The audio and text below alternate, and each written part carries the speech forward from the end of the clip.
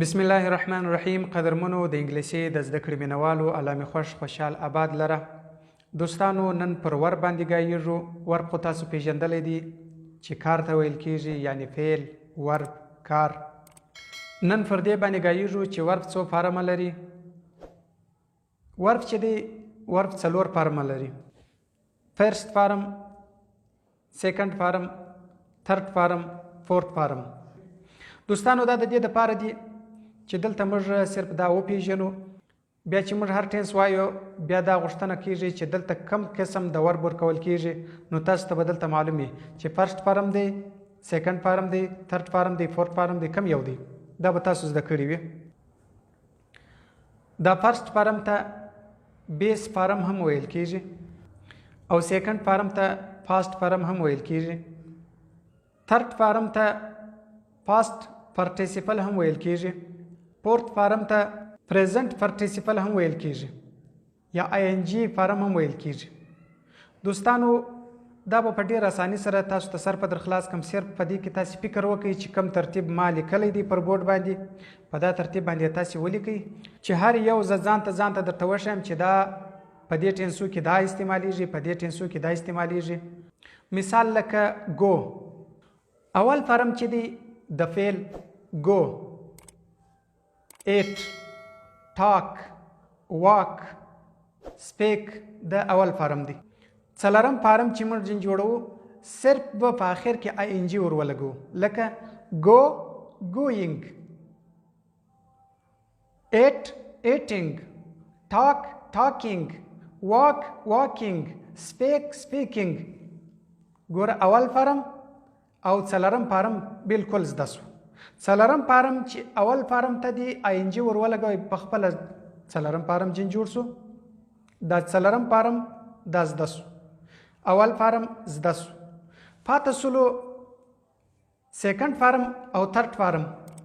په دې دوه کې لږ خبره سته. دا چې دی فعل پر دوه قسمه باندې دی، یو ریګولر دی، یو ایریګولر دی. ریګولر، ایریګولر. ریګولر هغه ته ویل کیږي چې د هغه دپاره یو قاعده موجوده وي، او ایریګولر هغه ته ویل کیږي چې د هغه دپاره قانون موجود نه وي. ریګولر به په قاعده باندې زده کو، ایریګولر چې دی هغه به موږ هغه الفاظ یادو. مثال ریګولر چې اوس مثال ټاک دی، ټاک پسې خالی ای ډي ولګوه، ای ډي. دا په خپله سیکنډ فارم جوړ سو. مثال ټاک، ټاکډ، ټاکډ په خپله جوړ سو. یا واک دی، په واک پسې ای ډي ولګوه، خپله چې جوړ سو، سیکنډ فارم جوړ سو. واکډ، واک اول فارم، واکډ دویم فارم، واکډ دریم فارم، واکینګ څلورم فارم. ګوره چې دویم او دریم فارم دا دواړه که چیرې ای ډي یې وخوړل، څلورم فارم هم هغه خوري.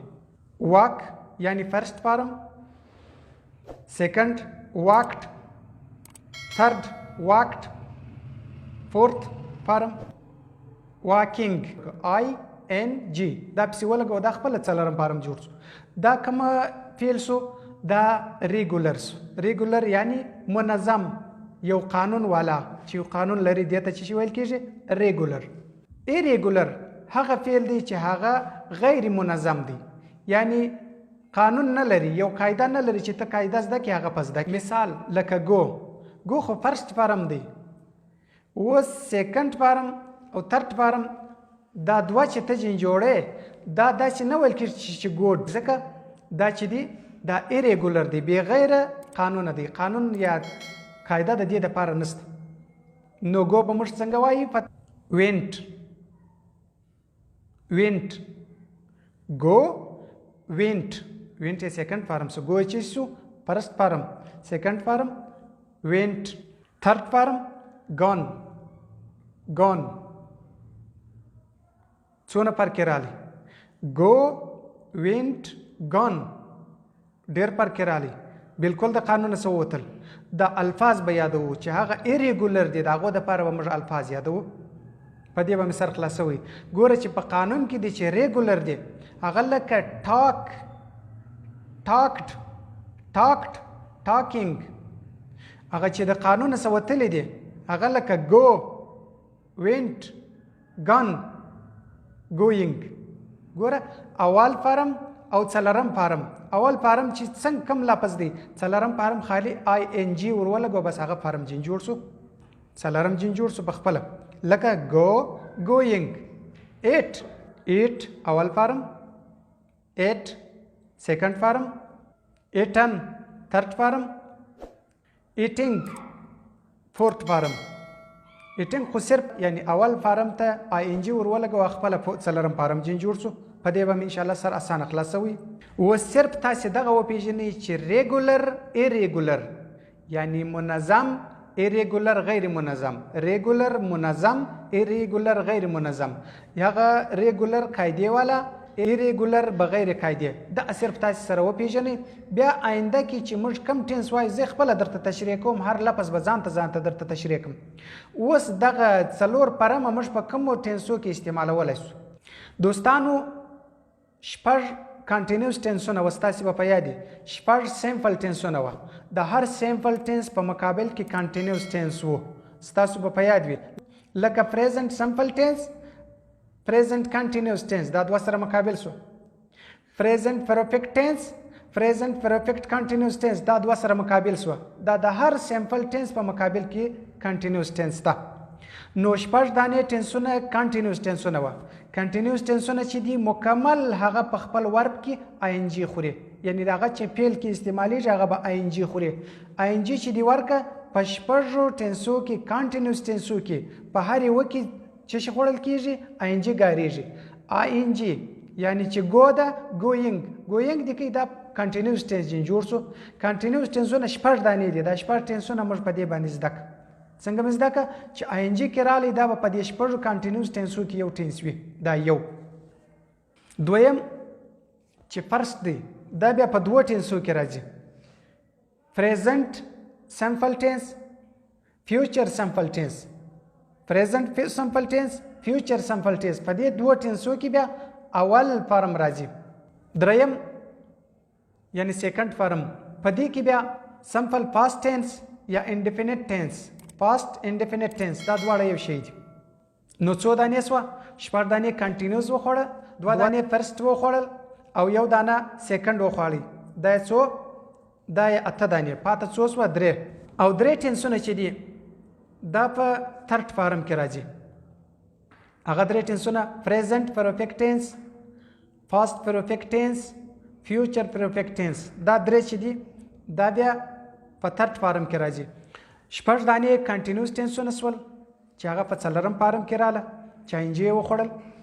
دوه دانې سمپل ټینسونه سول چې په اول فارم کې راله، فرست فارم کې.